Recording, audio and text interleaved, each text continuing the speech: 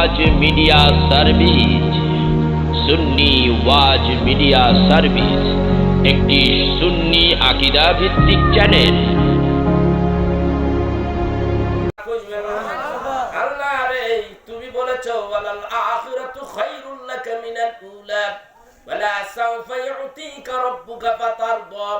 আমারে খুশি করবে আল্লাহ। আমারে যদি খুশি করতে হয়, আমার উম্মত একটাও জাহান্নামের বাইরে জান্নাতের বাইরে থাকতে পারবে না। আল্লাহ বলেন, হাবিব যেইভাবে চাইবেন সেইভাবেই হবে। হাবিব গো, এর আগে আমি আপনারে কত সহযোগিতা করেছি। আপনি না ইতিম ছিলেন, আলাম ইয়াজিদিকা ইয়াতীমান ফাআওয়া ওয়া ওয়াজাদাকা দাল্লান ফাহাদা ওয়া ওয়াজাদাকা আইলান ফাআগনা। হাবিব দুনিয়ায় যখন আসলেন, আপনার পিতার মুখ দেখেন নাই, আপনি এতিম। মাও চলে গেল, আপনি এতিমও হইলেন, মিসকিনও হয়ে গেলেন। সেই দিন কেউ ছিল না গো হাবিব। ছোট্ট মাসুম বাচ্চা শিশু নবী আমি রব্বুল আলামিন সঙ্গে সঙ্গে হযরতে উম্মে আইমানের ভিতরে এমন প্রেম ভালোবাসা মোহাব্বত দিয়ে দিলাম, সঙ্গে সঙ্গে ওই মোহাব্বতের কারণেই উম্মে আইমান দাসী আপনার কান্না দেখিয়া বুকের মধ্যে জড়াইয়া ধরেছে। মোহাম্মদ রে, এই তো কিছুক্ষণ আগে তোমার মা মারা গেছে, তোমার কান্না আমি সইতে পারি না। আমি এখনই এই মুহূর্তে আমি এখন আমার মত চেঞ্জ করে ফেললাম।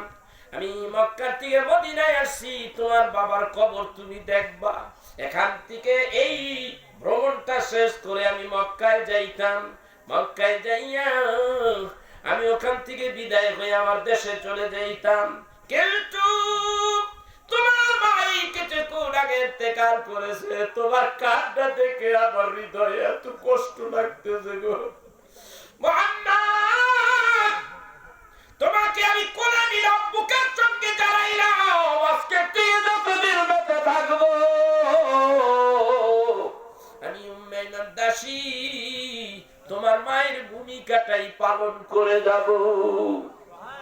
আল্লাহ বলেন, হাবিব গো, ওই ভালোবাসাটাই আমি উম্মে আইমান দাসীর ভিতরে দিয়েছিলাম। এই তো আমি তোমাকে এতিম অবস্থায় পেয়েছি, এরপরে এতিম নামটা আমি ঘুচিয়ে দিয়েছি। হাবিব, আমি তোমারে সাহায্য করেছি। আলাম ইয়াজিদিকা ইয়াতীমান ফাআওয়া ওয়া ওয়াজাদাকা দাল্লান ফাহাদা ওয়া ওয়াজাদাকা আইলান ফাআগনা। হাবিব, ছোট্ট মানুষ দিশাহারা হয়ে গেছিলেন, কোন দিকে যাব কোন দিকে যাব। আল্লাহ বলেন, হাবিব রে, আমি না তোমাকে পথের দিশা দিয়ে দিছি। হাবিব, তুমি চিন্তা করো কেন হাবিব? ওই উম্মে আইমান দাসীর কোলে তোমাকে বড় করলাম, তারপরে তোমার চাচা চাচিকে তোমার মায়ের ভূমিকা পিতার ভূমিকা হিসাবে তাদেরকে তোমার পিছনেই গার্জিয়ান হিসাবে দাঁড় করাইয়া দিলাম। যখন বড় হয়ে গেলাম, একটা মানুষ যখন 25-26 বছর বয়স হয়, তখন তার টাকা পয়সার দরকার হয়, অর্থের দরকার হয়। হাবিব গো, কোনো অর্থ নাই, তুমি গরিব মানুষ, মানুষেরা তোমারে কোটা দেয়। আব্দুল্লাহর পোলার কোনো টাকা নেই, পয়সা নাই। হাবিব, ওই কষ্ট, আপনার কষ্ট আমি আল্লাহ সইতে পারি নাই। আমি তখন কি করেছি?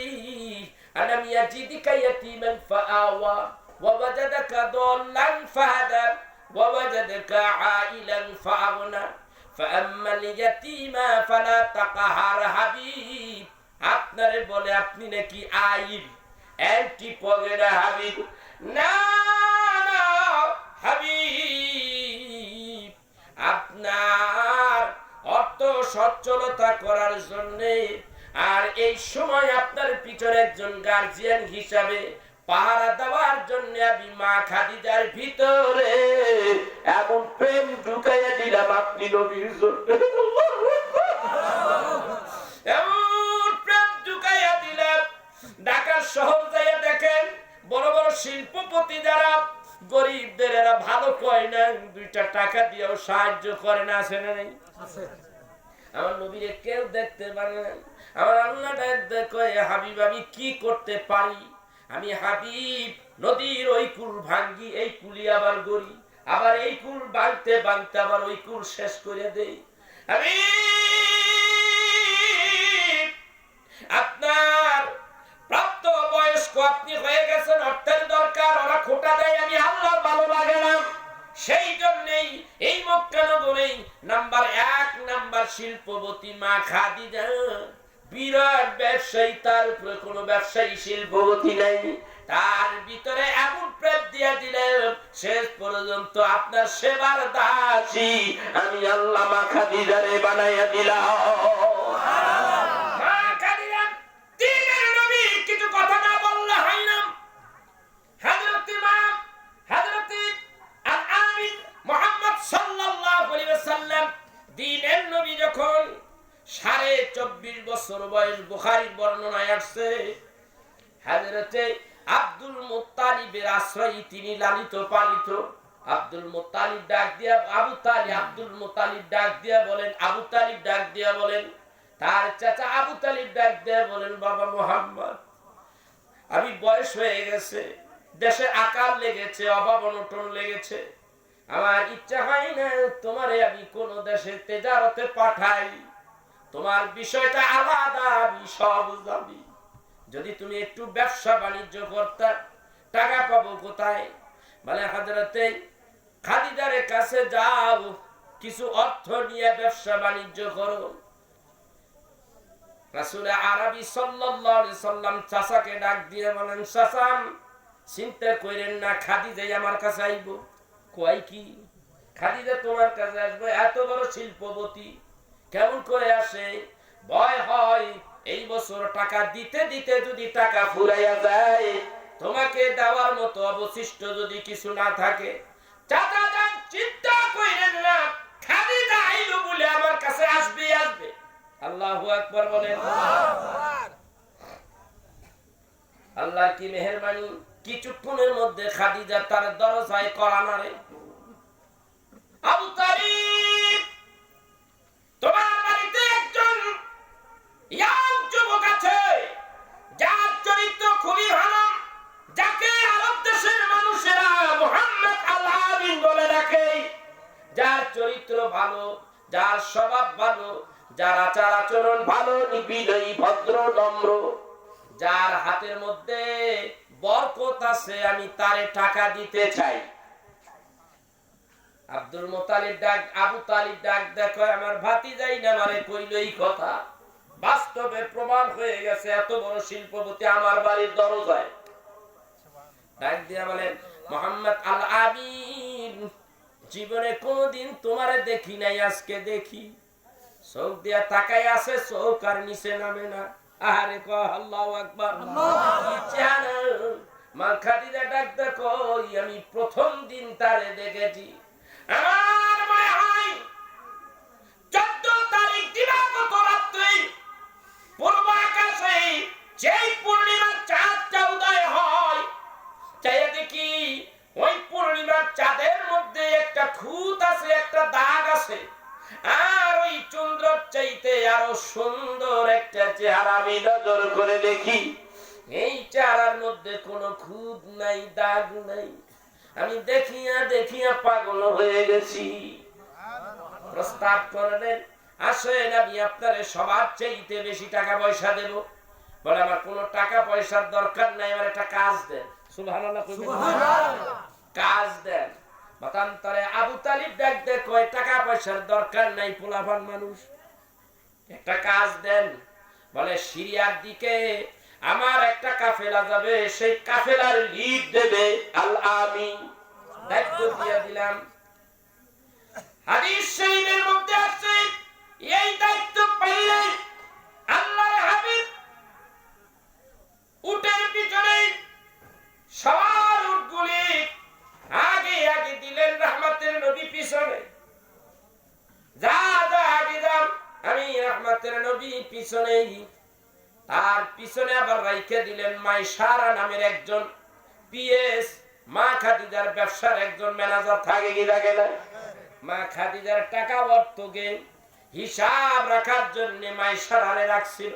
মাইসারারে তুই ও যা, মাইশারা হাদিস শরীফের মধ্যে বলেন, আশ্চর্য হয়ে গেলাম, এত প্রখর রোদ, এই মরুভূমির ভিতরে রোদ আর রোদ, সবাই রোদে অস্থির হয়ে গেছে। প্রচন্ড রোদ, কোথাও একটা মেঘ নাই, কোথাও একটু ছায়া নাই, কিন্তু এই যুবকটার মাথার উপরে একটা ছায়া, একটা মেঘ আইসা রহমতের নবীর ছায়া দিতে যায়। নবীর উঠখানা যখন একটু ডান দিকে যায়, ছায়াটা মেঘটা ডান দিকে যায়। রহমতের নবী উঠখানা যখন একটু বাম দিকে যায়, আমার ছায়াটা আমার রহমতের নবীর ছায়া দেওয়ার জন্য বাম দিকে যায়। মাইশারা বলে, এই দৃশ্য দেখি আমি আশ্চর্য হয়ে গেলাম। পথিমধ্যের ভিতরে আমরা সিরিয়া যাব, গন্তব্যস্থানে যাইতে পারলাম না। পথিমধ্যে 11 জন ব্যক্তি হাজির। থামেন থামেন, কাফেলা থামাইয়া দেওয়া হলো। রহমতের নবী সামনে আসলেন। কি ব্যাপার? বলে, আপনাদের এই সম্পদগুলি আমরা কিনতে চাই। ডাক দিয়া বলেন, কত টাকার দাম, কত করে বিক্রি করবেন বলেন। রহমতের নবী বলেন, আপনারা একটা দাম ধরিয়া নিয়ে যান। বলে, এত এত দাম? রহমতের নবী ডাক দেয় বলে, বহু লাভ, বহু প্রফিট। মাল ছেড়ে দিলেন, প্রতিমধ্যের থেকে ঘুরিয়া চলে আসলেন। কিতাবের মধ্যে আসে, শরিয়াত থেকে যদি রহমতের নবী যায়, রহমতের নবীকে মারবার জন্য ইহুদি খ্রিস্টানেরা উৎপেতে আছে। রহমতের নবী আল্লাহ রাব্বুল আলামিন তার সহযোগিতা করলেন দুই ভাবে। প্রতিমধ্যে মাল সাবারাগুলি বিক্রি হলো, অনেক লাভ হয়ে গেল। আর ওখান থেকে ফেরত দিলেন। রহমতের নবীর জানমালের হেফাজতের দায়িত্ব কে নিলেন? আল্লাহ নিয়ে নিলেন। রহমতের নবী চলে আসলেন। হযরত মা খাদিজা বলেন, আমার বাড়িটা দোতলা, দোতলার উপরে দাঁড়াইয়া দেখতেছি রহমতের নবী ওই যে আসতেছে। তখনও দেখি প্রচন্ড রৌদ্রের ভিতরে একটা মেঘ রহমতের নবীরে ছায়া দেয়। এত তাড়াতাড়ি কাফেলা এসে বলল, কারণ কি? মাইশারার কি ঘটনা? বলে, এইটা টাকা লোক। বলে, লাভ হইছে কেমন? বলে, অনেক অনেক। বলে, জায়গা মতো যাস নাই, সিরিয়ায় যাস নাই? না না, প্রতিমধ্যে মাল বিক্রি হয়ে গেছে, অনেক লাভ হয়ে গেছে। মা খাদিজা ডাকতে কই, বাহ বাহ, মোহাম্মদ আল আমিন, তার হাতের মধ্যে জাদু আছে।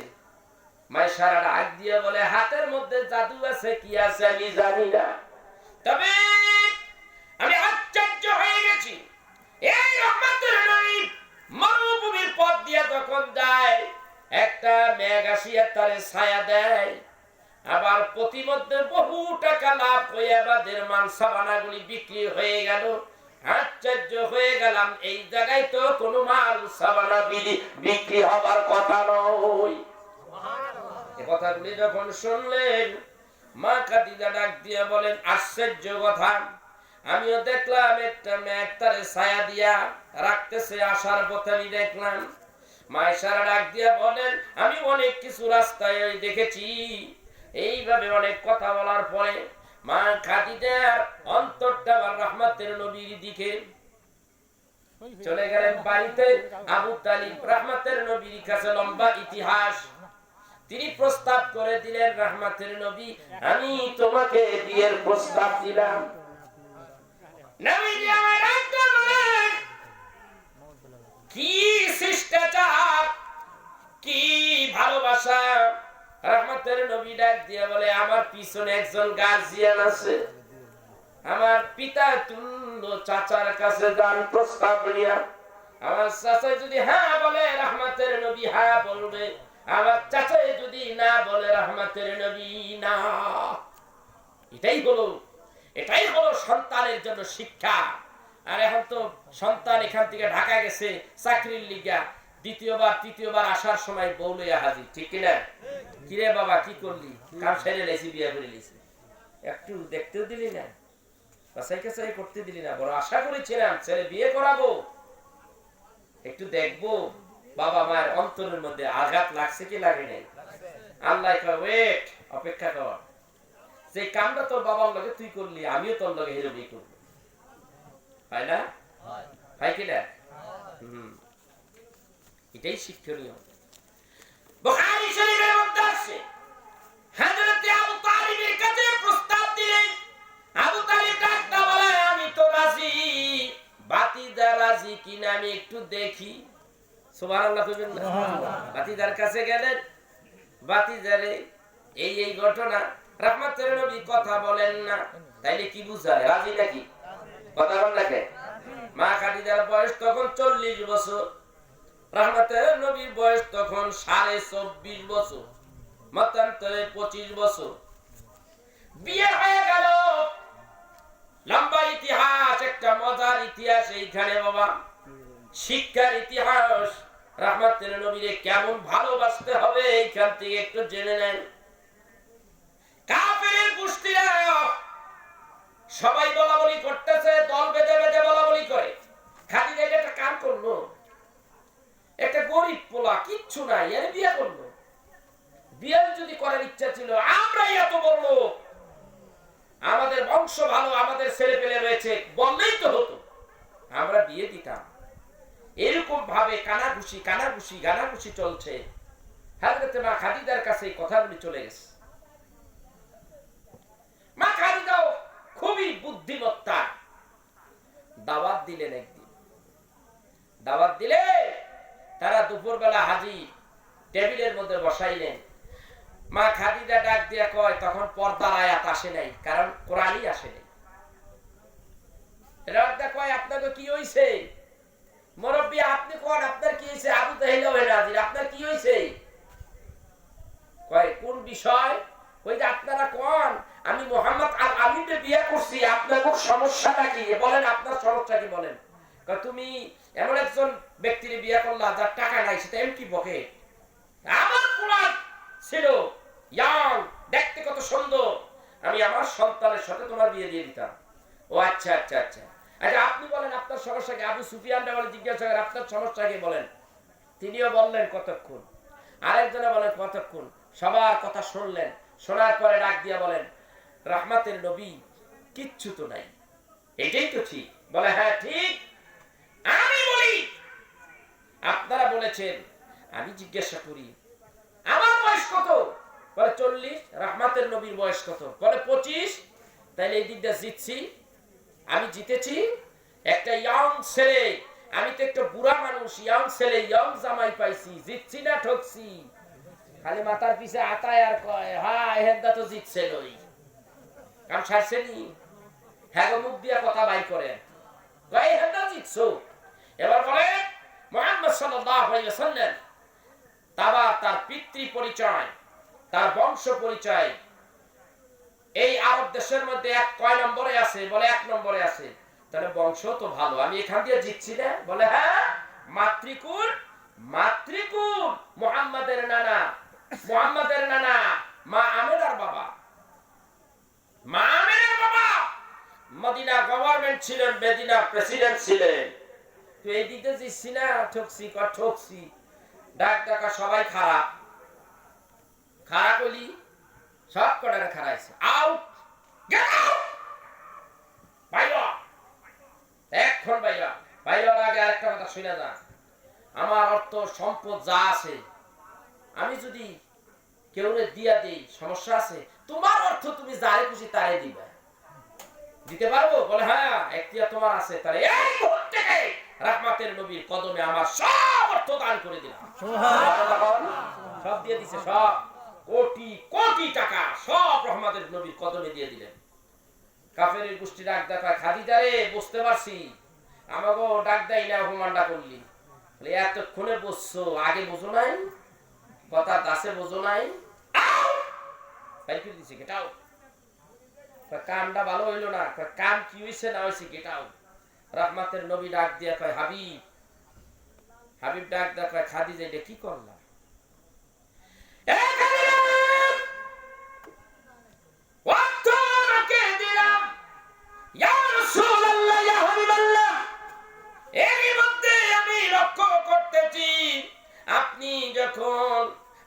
যখন আমি বিয়ে করেছি, আপনি যখন আমার বাসা বাড়ির ভিতরে ঢোকেন, আমি চাইয়া দেখি আপনার মাথাটা একটু কেমন কেমন জানি নিচু নিচু ভাব আমার মনে হয়। কারণ হলো বোর কামাই, বোর টাকা, ঠিক কিনা? যখন আমি আজকে ফাইনাল গেমটা দিয়ে দিলাম, কারণ আমি আপনাকে বিয়ে করার আগের রাত্রে আমি আমার ভাই হযরতে ওরাকা বিন নওফল, আমি তার কাছে গিয়েছিলাম, যাইয়া জিজ্ঞাসা করেছি, ভাই রে, ও ভাই, এমন একজন ব্যক্তি যারে মেঘে ছায়া দেয়, যার কথাবার্তা দুনিয়ার কোন মানুষের সাথে মিল নাই, যার আদর্শ এত সুন্দর, এইরকম ভাবে কয়েকটা কথা বললেন। ডাক দিয়ে বলেন, রে খাদিজা, তার নাম কি? বলে তার নাম হলো মুহাম্মদ আল আবিদ। বলে তার মায়ের নাম কি? বলে আমিনা। বেঁচে আসেনি? বলে নাই। বাবার নাম কি? বলে খাজা আব্দুল্লাহ। বেঁচে আসেনি? বলে নাই। তাওরাত কিতাব টামনি খুলে দেখতেছে, ডাক দিয়া বলে, খাদিজা, পেয়ে গেছি রে খাদিজা, পেয়ে গেছি। এইটাই হলো আখিরি জামানার শেষ নবী, আখিরি রাসূল, যার মা বাবা দুইজন বেঁচে থাকবে না, এতিম হবে। মায়ের নাম আমিনা, বাবার নাম আব্দুল্লাহ। রহমতের নবীর নাম থাকবে হলো কি? নবী মুহাম্মদ। সবটাই তো বনে গেছে।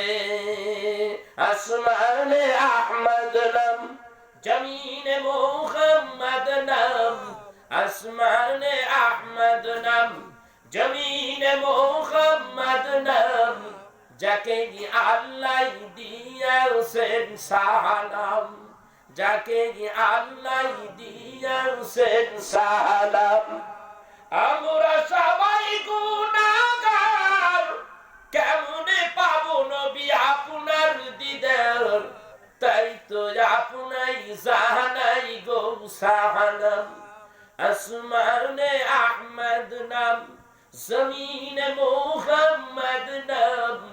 যাকে আল্লাহ দিয়েছেন সালাম। আমার ভাইরা, আপনার চারিপাশে কিছু লোকজন আছে, আপনার চারিদিকে কিছু লোকজন আছে, ভালো করে খেয়াল করবেন। আমার মতো মোল্লা নবীজিরে সালাম দিতে চাই না, বলে সালাম দেওয়া যাবে না, সালাম দেওয়া যাবে না। এ খবিস মার্কা বলবি, কথা শোন, তুই সালাম না দিলে কি আসে যায়? আমার নবীকে সালাম দিয়েছে আমার আল্লাহ স্বয়ং। মিশকাত শরীফের হাদিস পড়ে দেখ। নারে ইসালাত ইয়া রাসূলুল্লাহ সাল্লাল্লাহু আলাইহি ওয়াসাল্লাম। আমার আল্লাহ তাআলা আমার নবীর সালাম নিজে দিয়েছে। আল্লাহু আকবার বলবেন না? মিশকাত শরীফের হাদিস খুলে দেখো। মানুষ খুবই কম, বিদায় আমি আমার আলোচনা গরম আলোচনা দিলাম না। আজকের আলোচনাটা আমি একটু অন্যভাবে কইরা যাইতে চাই। কথা বুঝতে পারছেন? আকাশের ভাব ভালো না, ওইটা মাথায় রাইখা আমি আলোচনা করেছি। মানুষও কম, আমার মাহফিলে এত কম মানুষ হয় না।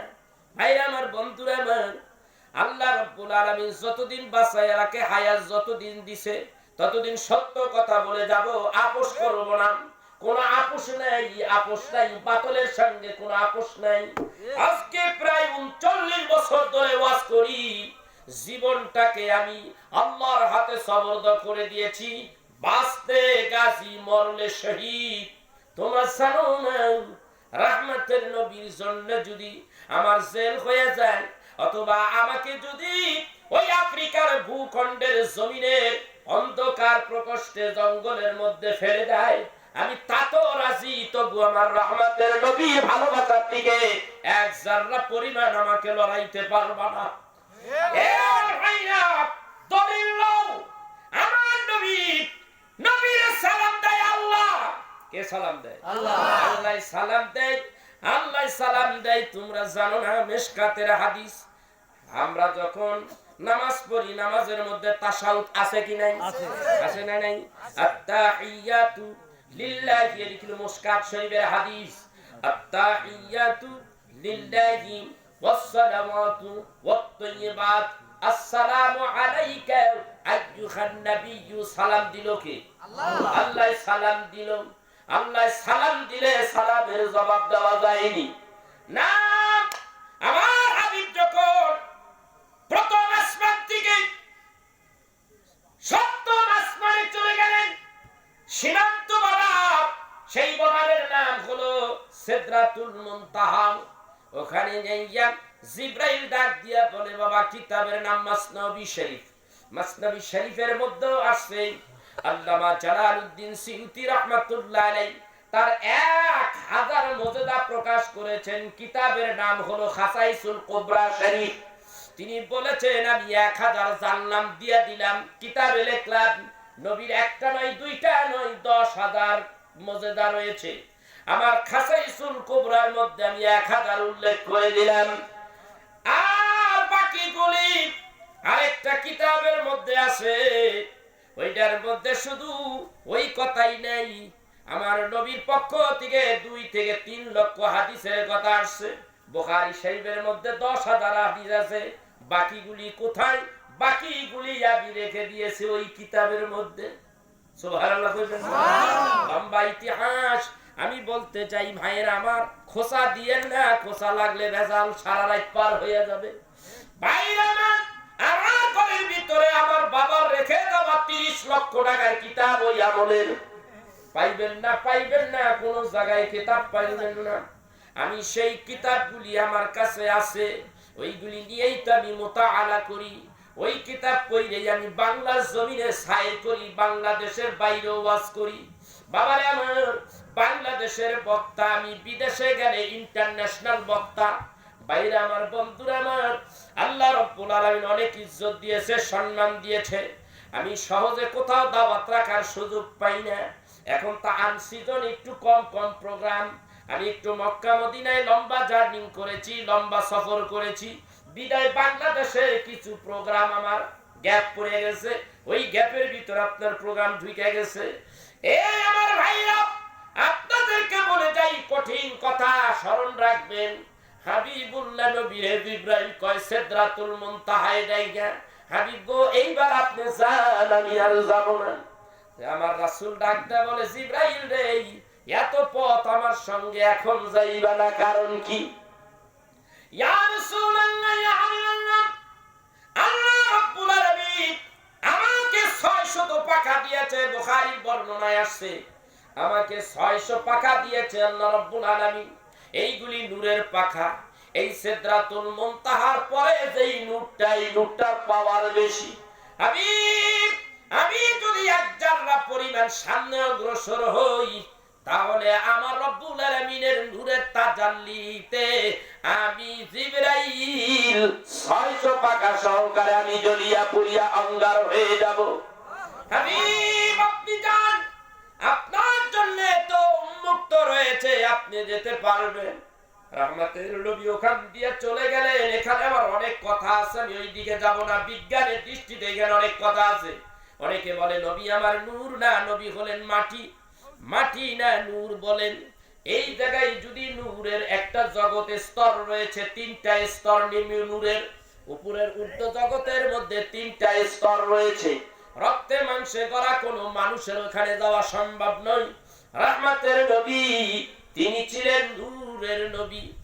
এই জন্য তাফসীরের রুহুল বায়ানের মধ্যে আসছে, সূরা মারিয়ামের মধ্যে আসছে, প্রথমেই তিনি মুসান্নিফ ডাক দিয়া বলেন, আমার রহমতের নবী হলেন 3টা সূরত। তাফসীরের কিতাব আছে কয়টা সূরত? সূরতে বাশারি, সূরতে মালাকি, সূরতে হাকিকি। 3টার ব্যাখ্যা দিতে গেলে 3 ঘন্টা রেখে দিলেন। আমার হাবিব যায়, জিবরাইল যাইতে পারে না। অনেক লম্বা কথা। যাইতে যাইতে একটা স্তরে যখন যাইয়া পড়লেন, অমনি গায়বের থেকে একটা আওয়াজ আসলো, কিফিয়া মুহাম্মদ ফাইন্না রাব্বাকা ইউসাল্লি। হাবিব গো, আপনারে আল্লাহ রাব্বুল আলামিন সালাম দিছে। নবী আমার ডাকতে বলে, আল্লাহ আমারে সালাম দিছে। আল্লাহ যদি রাসূলকে সালাম দেয়, এইবার নবী আবার কি করবে বলেন তো দেখি। নবী কি করবে? আপনি কি উত্তর দিবেন? মোল্লার গোষ্ঠী উত্তর দিতে পারে না। এই ওয়াজ যখন আমি আগে করতাম, আজকে একটু এটা অনেক লম্বা একটা ওয়াজ। মেরাজের ওয়াজটা একটু আলাদা সিস্টেমে ওয়াজ করি, এই সাধারণ এইভাবে ওয়াজ করি না, কিতাবে একটু আলাদা। কথা বুঝতে পেরেছেন? ওই রাসূলকে সালাম দিছে, আল্লাহ এখন কি করবে? মোল্লার গোষ্ঠীও কয় আল্লাহ সালামের জবাব দিব। দেখছস নি কারবারটা? এই নিলে হাওড়া করছো আমি, এই নি তোমার এলেমের বহর। আল্লাহরে সালাম দেওয়া যায়? কথা কয় না, আগে বুঝালো। আল্লাহরে সালাম দেওয়া যায় না। আল্লাহ যদি কাউরে সালাম দেয় তার জবাব কথা কয় না। আল্লাহরে সালাম দেওয়া যায় না। আল্লাহ যদি কাউকে সালাম দেয় তার জবাব হয় না। কেননা এখান থেকে আমি আবার একটা বুখারীর হাদিসে গেলাম। মা খাদিজা রাসূলকে এত সেবা করলেন, যত্ন করলেন, যার কারণে আল্লাহ রাব্বুল আলামিন মা খাদিজার উপরে কেমন খুশি। শোনা দরকার আছে না নাই? ওই যে সালামের লিগে আমার এই জায়গায় যাওয়া লাগে, সালাম বলে পায় না। মা খাদিজা, আপনি দেখেন নাই মক্কা নগরী কাবা শরীফের পূর্ব দিকে বাড়ি? ও হাদিসা, যদি কেউ যায় তাকে লক্ষ্য করেন, ওইখানেই হলো আমার নবীর বাড়ি। ওখান থেকে মা খাদিজা কাবা শরীফের একটু পূর্ব আর উত্তর দক্ষিণ দিক দিয়ে রাস্তা গেছে, ওই রাস্তা দিয়ে সোজা চলে গেছে কোথায়? মেসফালা। ওই পারে হলো কেদুয়া। মেসফালা পার হইয়া কেদুয়া দিয়া হাতের বাম পাশে একটু আগে গেলে হাতের বাম পাশে যেই পাহাড়টা, ওই পাহাড়টার নামই হলে গারে সুর। ওই গারে সুরের থেকে আরো প্রায় ৬-৭ কিলো দূরে, ওখানে হাঁটিয়া যাইতে যাইতে ৩,৫০০ ফিট উপরে গারে হেরা, যেখানে কোরআন নাজিল হয়েছে। বাবা আমার, আমি উঠেছি, কত কষ্ট হয়েছে আমার, পা গুলি ব্যথা হয়ে গেছে, গরম পানি ঢালিয়া ঢালিয়া পাও ঠিক করেছি, নাইলে পারি না, তোয়াব করতে পারি না, খুব কষ্ট হয়ে যায়। আল্লাহর কাছে কইলাম, আল্লাহ রে, এতগুলি ওষুধ নিয়ে আইছি, আল্লাহ একটা ওষুধ কি আমি খাবো না? এত ব্যথা শুরু হলো, মাথার মধ্যে একটা চিন্তা হয়ে গেল, আমি একটু গরম পানি ডালি। সহনশীল ভাবে গরম পানি হোটেলে দেয়া ঢাললাম, আল্লাহ ভালো করে দিল। উমরা করলাম, সুবহানাল্লাহ। মা আয়েশার থেকে এই বাদলা মেহরাম পাইতেই উমরা শুরু করে দিলাম। ওই পাহাড় বাইছেন, সবাই পারে না এই পাহাড় উঠতে, অবস্থা টাইট হয়ে যাবে ওই পাহাড় উঠলে। মিয়া নামার সময় যে বেকায়দা, ওঠার সময় তো ভালোই, নামার সময় ভারী বেকায়দা। উঠতে লাগছে আমার প্রায় ১.৫ ঘন্টা, সবাই লাগে ৩ ঘন্টা, আমার লাগছে ১.৫ ঘন্টা। নামতে আমার মাত্র ১৪ মিনিট লাগছে। পোলাপানের মতো ফাল বাইরে নামছি, কারণ এমন স্বাভাবিক নামান যায় না, খুব কষ্ট হয়। এইভাবে নামে ওরাও দিয়ে নামতেছে, আমার লগের সাথী ওরা দিয়ে এইভাবে কে কহুতুর এইভাবে ভালো নাহলে নামা যায় না। তাই দেখি, তাই একটা চেষ্টা করে দেখি, চেষ্টা করে দিই। হ্যাঁ, ভালোই তো। একটা সরে কারে গেছে, নেমে গেছে ১৪ মিনিটের মধ্যে নেমে গেছি। সুবহানাল্লাহ, সুবহানাল্লাহ। নিচেই পাইলাম গাড়ি, যাবি মক্কা নগরে যাবি? এক আসরের সময় তাই হাজির, আসরের নামাজ পড়লাম। আগে নামাজ পড়ে ক্ষুধা লাগছে, আমি খাইয়ে নি, পাহাড় পাইছি, দুপুরেরটা মাই ৪০ রিয়াল দিয়া খাইলাম, জন্মের খাওয়া। হাই রে গোস্ত রে, কি গোস্ত খাই আল্লাহ জানে, উডের ডাকাই না কি এর ডাকাই, কি যে সাপ খাইলাম, ভর্তা ঠট্টা দিয়া পেট খাই একেবারে সুন্দর। আচ্ছা, এইবার আমার উমরার কাজ করা লাগবে। পাও তো ব্যথা, আগে দিলাম পায়ে পানি, কারণ উমরা করা লাগবে। উমরার জন্য আবার রেডি হইলাম। উমরা শেষ, তোয়াফ করলাম, তোয়াফ করে এসে বেরিয়ে গেছি। মা খাদিজা এইভাবে হাঁটতে হাঁটতে ঠিক জাবালে নূরে উঠলেন। রাসূলে আরবি তখন জিবরাইলের সঙ্গে কথা বলেন একটা পাথরের উপরে বসিয়া।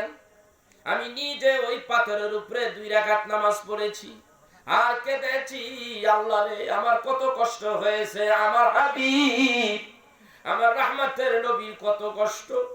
মা খাদিজা কত কষ্ট করে আমার নবীর জন্য রান্না করিয়া এই জাবালে নূরে নিয়ে আসছেন, কত যতই কষ্ট হয়েছে। হযরত রাসূল আরবী সাল্লাল্লাহু আলাইহি ওয়াসাল্লাম আর জিবরাইল কথা বলেন। হঠাৎ করে জিবরাইল বলেন, ইয়া রাসূলুল্লাহ, ওই যে খাদিজা আসতেছে, আপনার জন্য খাবার নিয়ে আসতেছে। মা খাদিজা এসে গেছে নিকটবর্তী। এইবার ডাক দেয়া বলে, হুজুর আমি বিদায় হইয়া যাই, তবে আজকে কি কারণে আসছি সেইটা তো আপনারে বলি নাই। ও নবীজি, খাদিজারে জানাইয়া দিবেন আমার আজকের আসার কারণটাই হলো আল্লাহ রাব্বুল আলামিন আজকে আমারে পাঠাইছে আপনার কারণে, আপনার কাছে এই খবর দেওয়ার জন্য। হুজুর আপনি বলে দিয়েন আল্লাহ রাব্বুল আলামিন মা খাদিজারে সালাম দিয়েছে।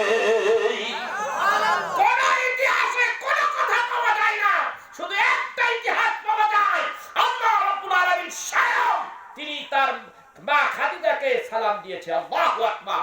এটার কারণ হলো একটাই, কিছুর বিনিময়ে আল্লাহ রাব্বুল আলামিন তাকে কিছু দিয়েছে।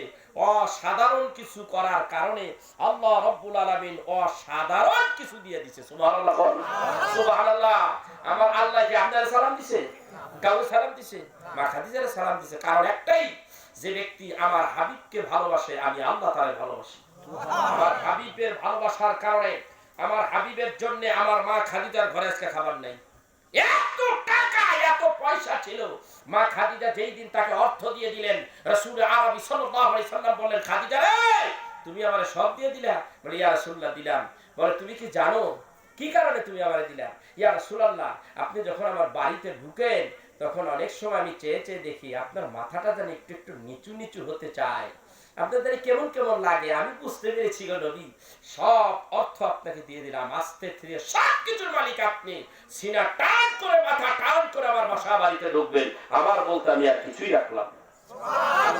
ওই দৃশ্য আমি দেখেছি, ওই কথা মা খাদিজার কথা আমার মনে আছে। রাসূল আরবী সাল্লাল্লাহু আলাইহি সাল্লাম বলেন, খাদিজা সব দিয়ে দিলে কিছু রাখলা না? বলে, কিছুই রাখলাম না।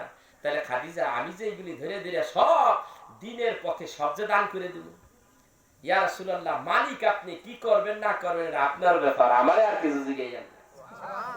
দিতে দিতে সবগুলো ইসলামের জন্য দিয়ে দিলেন, সব দিয়ে দিলেন। দিতে দিতে আমার নবীর ঘরে এখন খাবারের পানিও নাই। আল্লাহ ডাক দিয়ে বলে, আমার হাবিবের টাকা দিয়েছো, জীবন যৌবন দিয়েছো, আমার হাবিবের জন্য মেহনত করেছো। আমার হাবিব রে, তুমি অসুস্থ থাকলো হাবিবের সেবা করেছো। আজকে আমার হাবিবের জন্য খাবার নিয়ে আসছো। হাবিব জিজ্ঞাসা করে, খাদিজা রে খাবার পাকিয়ে পাকিয়ে তুমি খেয়ে নিতে পারতা, তোমার তো শরীর ভালো না, তুমি একটু বয়স্ক, তোমার তো অসুবিধা হয়।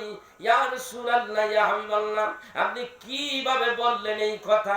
আমি খাদিজা তো সেই খাদিজা, কিছু রান্না করলে আপনার মুখে না দেওয়া পর্যন্ত আমি খাদিজা আমার মুখে সেই খাবার তুলি না।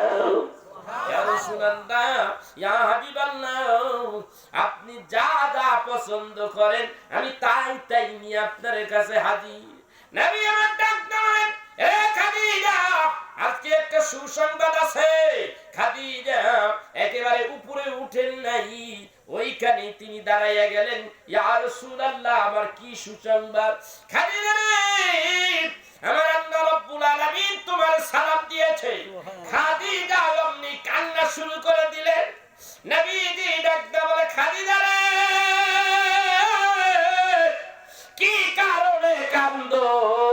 কি দুঃখ তোমার, কেন কান্দো? ইয়া রাসূলুল্লাহ, আপনি কি বুঝেন না, মানুষ যখন বেশি খুশি হইয়া যায় তখন কেঁদে ফেলায়। এই খুশি আমি কোথায় রাখবো? পৃথিবীর জমিনে কত মানুষ আল্লাহ সৃষ্টি করেছে, আমারে আমিনা খানদারে আল্লাহ পছন্দ করে আমারে সালাম দিয়েছে। এই সালাম আমি কোথায় রাখবো গো নবীজি? ও গো নবীজি, এই সালাম আমি কোথায় রাখবো?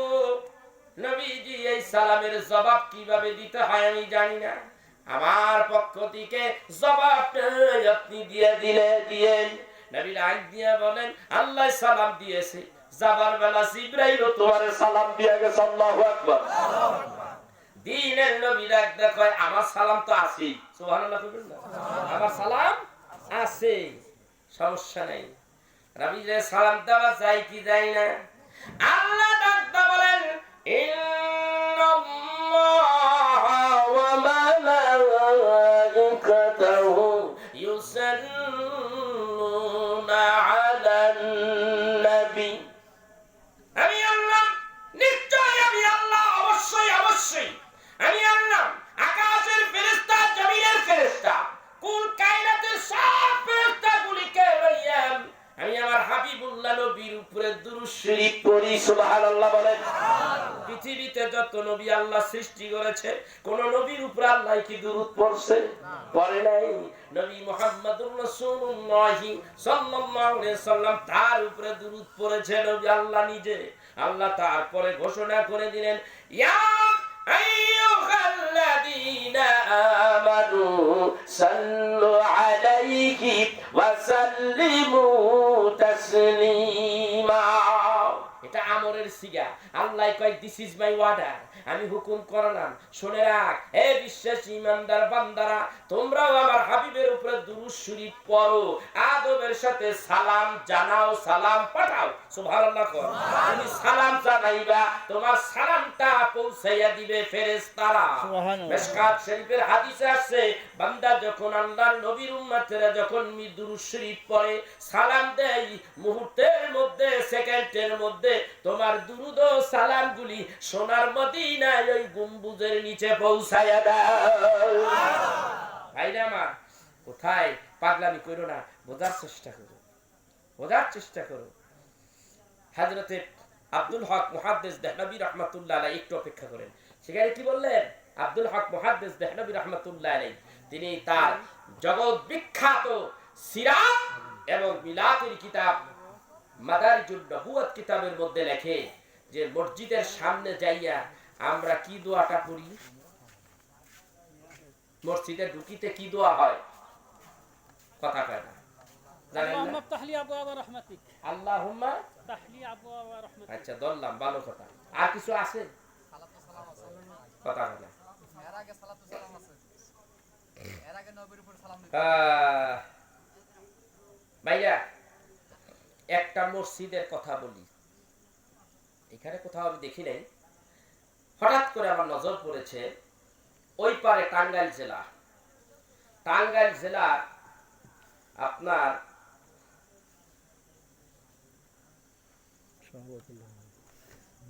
গয়হাটা একটা জায়গা আছে।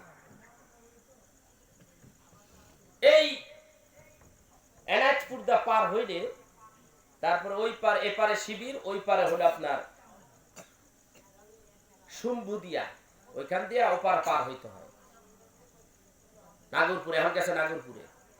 ওইখানে গেলেই বাজে একটা বাজার মসজিদ আছে। বাজার মসজিদের মধ্যে আমি দেখলাম, এটা হঠাৎ মঠাৎ দুই একটা জায়গায় আমার খেয়াল আসতেছে না, আরো কয়েক জায়গায় দেখছি, ওখানে লেখা আছে বিসমিল্লাহি ওয়াস সালাতু ওয়াস সালামু আলা